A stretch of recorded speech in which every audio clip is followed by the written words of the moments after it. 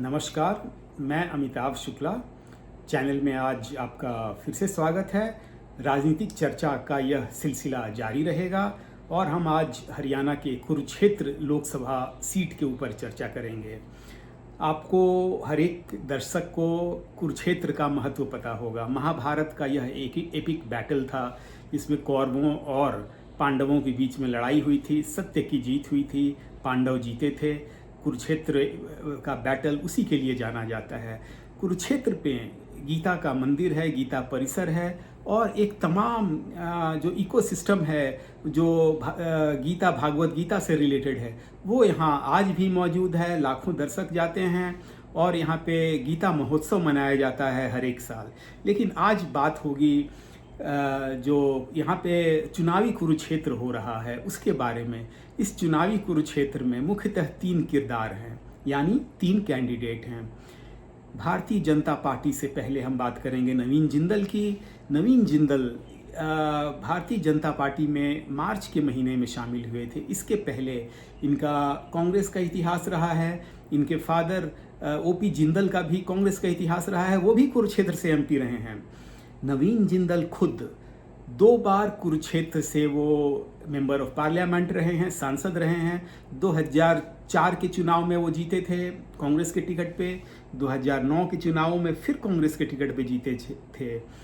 2014 के चुनाव में वो फिर चुनाव लड़े थे। इस बार उनकी करारी हार हुई थी और वो तीसरे नंबर पे रहे थे। भारतीय जनता पार्टी 2014 के चुनाव में पहले नंबर पे थी, इंडियन नेशनल लोक दल दूसरे नंबर पे थी और नवीन जिंदल तीसरे नंबर पे थे। इसके बाद से नवीन जिंदल ने 2019 के चुनाव में भागीदारी नहीं की। He did not contest the 2019 elections but he remained in the Congress all this while.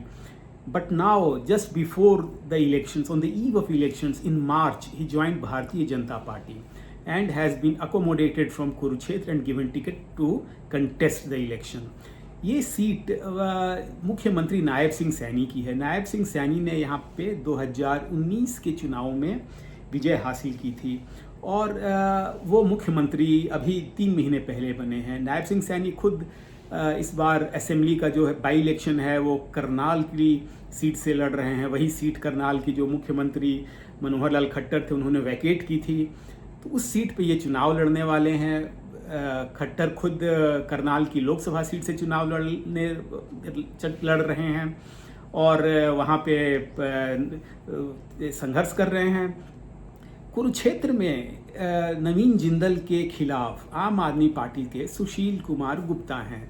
सुशील गुप्ता ये अलायंस की सीट है। इंडिया अलायंस हरियाणा में फ्रक्टिफाई हो गया, अलायंस पंजाब में नहीं हो पाया, लेकिन इंडिया जो अलायंस है आम आदमी पार्टी और कांग्रेस के बीच में, this has fructified in Kurukshetra. This could not take place in the neighbouring Punjab but in Kurukshetra, Haryana, this has taken place and the seat has gone to आम आदमी पार्टी। सुशील गुप्ता यहाँ से चुनाव लड़ रहे हैं। सुशील गुप्ता पहले एक समय में कांग्रेस में रहे थे, वो राज्यसभा के एमपी भी थे आम आदमी पार्टी से। इस बार वो चुनाव लड़ रहे हैं।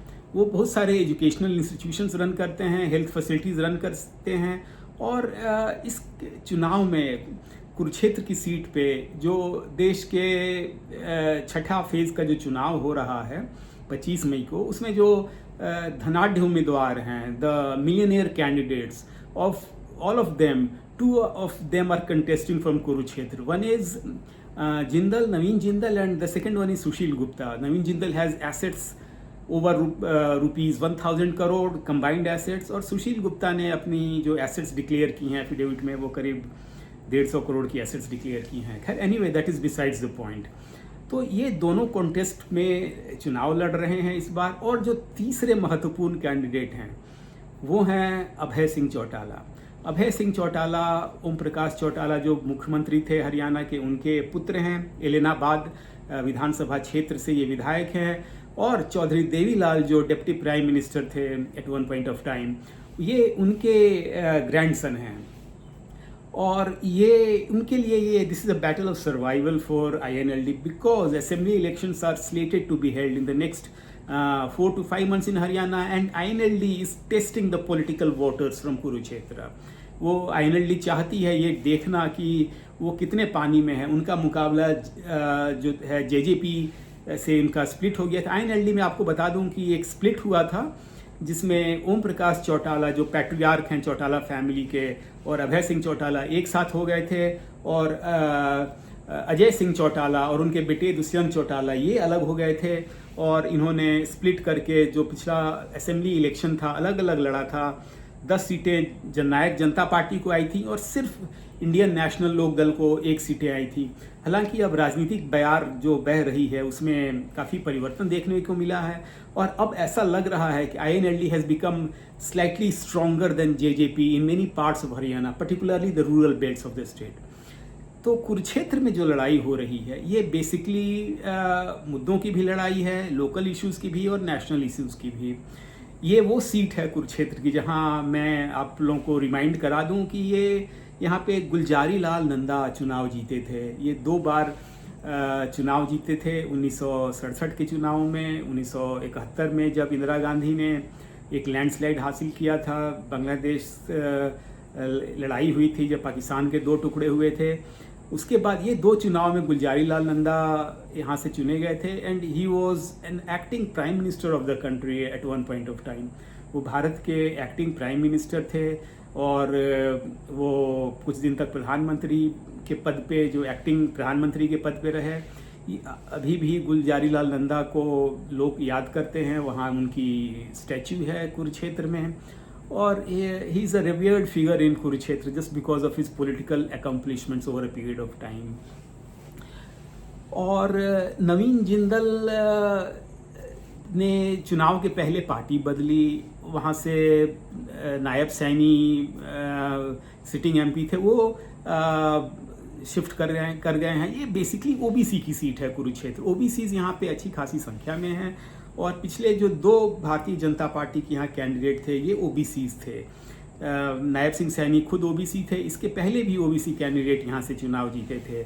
और नवीन जिंदल हैं यहाँ पे क्योंकि उनका एक बेस है यहाँ पे, 1-2 बार के एमपी रह चुके हैं, उनके फादर भी ओपी जिंदल यहाँ से एमपी रह चुके हैं, और एक पॉलिटिकल बेस है उनका, और उसी बेस के हिसाब से वो चुनाव लड़ रहे हैं। आम आदमी पार्टी के सुशील गुप्ता, थोड़ा सा उन्हें ये मुश्किल का सामना करना पड़ सकता है कि कांग्रेस के जो काडर हैं और वर्कर हैं उनको उस इंटेंसिटी के साथ शायद सपोर्ट ना करें जो किसी कांग्रेस कैंडिडेट को करते हैं। हालांकि लीडर ऑफ अपोजिशन और भूतपूर्व मुख्यमंत्री भूपिंदर सिंह हुड्डा उनके फेवर में कैंपेन कर चुके हैं। रणदीप सिंह सुरजेवाला जो एक टॉप कांग्रेस लीडर हैं हरियाणा के, वो भी उनके फेवर में कैंपेन कर चुके हैं। वो अपने वर्कर्स को लगातार बोल रहे हैं कि आम आदमी पार्टी की जीत हमारी जीत होगी, ये अलायंस की जीत होगी। तो कुछ हद तक एंथुजियाज़म बिल्डअप हो रहा है। सुशील गुप्ता लगातार राष्ट्रीय मुद्दे जो हैं उन बीजेपी के ऊपर प्रहार कर रहे हैं और कोशिश कर रहे हैं कि एक ग्राउंड स्वेल, एक ग्राउंड सपोर्ट बनाया जाए। अरविंद केजरीवाल जेल से छूटने के बाद यहाँ पे कैंपेन, एक राउंड ऑफ कैंपेन कर चुके हैं। Kejriwal has campaigned here after being released on bail by the Supreme Court, and he is expected to campaign again in a couple of days before the close of campaigning. उसी तरह से आम आदमी party के जो मुख्यमंत्री हैं पंजाब के भगवंत मान, उन्होंने भी यहाँ पे इंटेंसिटी के साथ कैंपेन किया है और रोड शोज ऑर्गेनाइज किए हैं। तो सुशील गुप्ता को कैंपेनिंग की दिक्कत नहीं है, उनको दोनों पार्टी, आम आदमी पार्टी का भी पूरा सपोर्ट मिल रहा है और कांग्रेस का भी जो काडर है उनको सपोर्ट कर रहा है। तो और वो खुद इसमें जोर शोर से लगे हुए हैं कैंपेनिंग में, और लगातार वो भारतीय जनता पार्टी के ऊपर प्रहार कर रहे हैं। वो कह रहे हैं कि अगर ये वोट बीजेपी को जाता है तो that will be a vote for dictatorship, और जो सेमी डिक्टेटरशिप कंट्री में है वो फुल डिक्टेटरशिप में बदल जाएगी। वो ऐसे मुद्दों को उठा रहे हैं। कुरुक्षेत्र क्योंकि by and large this is a rural area, हालांकि ये जीटी रोड पे शहर पड़ता है, यूनिवर्सिटी है वहाँ पे, काफ़ी पुरानी और प्रसिद्ध यूनिवर्सिटी है हरियाणा की, वो पड़ता है। लेकिन ये by and large this is an agricultural belt, और यहाँ पे किसान के जो मुद्दे हैं वो काफ़ी ज़्यादा यहाँ प्रभाव डाल सकते हैं इस असेंबली इलेक्शन में, जैसा कि बाकी हरियाणा में भी हमें देखने को मिल रहा है। Farmers are campaigning against BJP in a big way. और ये एक बीजेपी के लिए, कैंडिडेट के लिए ये एक नुकसान हो सकता है कि किसानों का जो गुस्सा है उन्हें झेलना पड़ रहा है। अनएम्प्लॉयमेंट ऑफ कोर्स एक इशू है, बाकी हरियाणा की तरह अनएम्प्लॉयमेंट भी एक इशू है, ये ऑपोजिशन उठा रहे हैं। किसानों का मुद्दा, हालांकि एक बात है कि उसमें नवीन जिंदल लगातार यह कह रहे हैं कि this is a sporadic protest and is being sponsored by the opposition parties. अब उनकी बातों में कितना दम है ये कहना मुश्किल है, लेकिन वो लगातार ये कह रहे हैं किसानों का जो प्रोटेस्ट है उनका उन्हें सामना करना पड़ रहा है।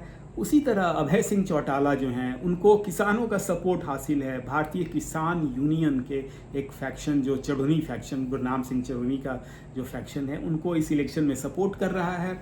और उनको कितना किसान रूरल एरियाज़ में मदद करते हैं, कितना उन्हें फ़ायदा होता है, ये तो देखने की बात होगी। लेकिन आम आदमी पार्टी के कंपैरिजन में INLD को ऐसा लग रहा है कि रूरल एरियाज़ में उन्हें ज़्यादा सपोर्ट मिल सकता है।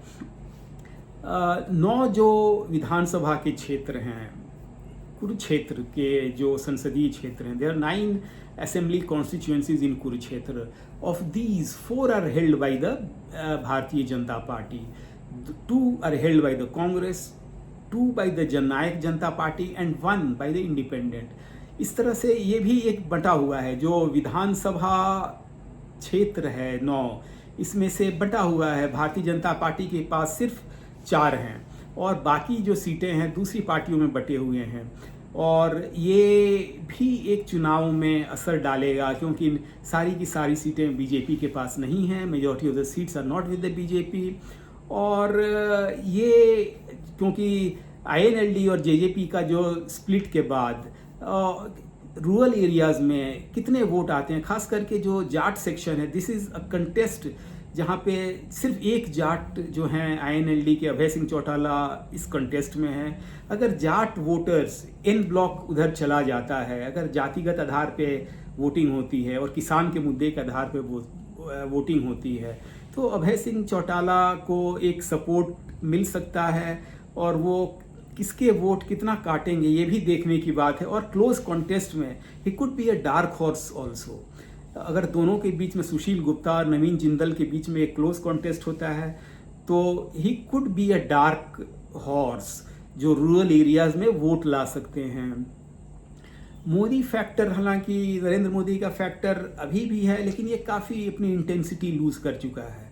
Modi factor has weakened in Haryana and in other parts of the country to some extent. तो वो शायद उस तरह से भारतीय जनता पार्टी को मदद नहीं कर पाएगा इस बार। लेकिन थोड़ी बहुत अपील तो अभी भी है। नरेंद्र मोदी ने पास में ही अंबाला में एक चुनावी रैली को संबोधन किया था, जिसमें नवीन जिंदल भी गए थे। और वो उसने कैंपेन में एक नया रंग दिया था भारतीय जनता पार्टी के कैंपेन में। अनएम्प्लॉयमेंट मुद्दे हैं, अग्नि पथ स्कीम बाकी हरियाणा की तरह यहाँ भी मुद्दा है।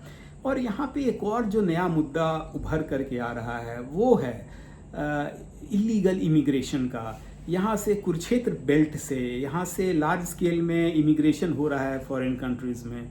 और कबूतरबाजी जिसको यहाँ कहते हैं, वो भी लार्ज स्केल में डेवलप हो रहा है, हो चुका है। ये पिछले जो होम मिनिस्टर थे हरियाणा के होम मिनिस्टर अनिल विज, उन्होंने काफ़ी एक्शन भी लिया था कबूतरबाजों के खिलाफ और इलीगल इमिग्रेंट्स के खिलाफ। लेकिन उसके बावजूद भी सैकड़ों लोग हैं जो ठगे गए हैं और डंकी रूट से बाहर जाने के लिए हरियाणा के इस बेल्ट से खास करके वो गए हुए हैं। और ये एक मुद्दा, चुनावी मुद्दा बन रहा है जो अपोजिशन पार्टी उठा रहे हैं कि भारतीय जनता पार्टी की सरकार में कंडीशंस इतने ख़राब हो गए हैं एम्प्लॉयमेंट के कि यूथ को they are forced to go abroad to seek employment और टू सीक अपॉर्चुनिटीज़। ये मुद्दा बीजेपी को यूथ जो हैं, यूथ सेक्शन जो है वो खास करके उठा रहा है। और ये मुद्दा भी बीजेपी को हॉन्ट करेगा इलेक्शन में कि इलीगल इमिग्रेशन का जिस तरह बाकी कंट्रीज कुछ हिस्सों में खास करके पंजाब में हो रहा था, वो हरियाणा में भी लार्ज स्केल में हो रहा है। और कुरुक्षेत्र उसका एक तरह से एपी सेंटर बन गया है इलीगल इमिग्रेशन का। अब चुनाव में कुछ दिन ही बचे हैं, ज़्यादा समय है नहीं। जनता ने अपना मत बना लिया है किसे वोट देंगे। और ये जो 3 कॉर्नर कॉन्टेस्ट है कुरुक्षेत्र का, ये काफ़ी इंटरेस्टिंग होने वाला है। और ये कुरुक्षेत्र की लड़ाई जैसी तो नहीं होगी, लेकिन ये चुनावी जो बैटल है ये कुरुक्षेत्र का, ये हमारी निगाहें रहेंगी।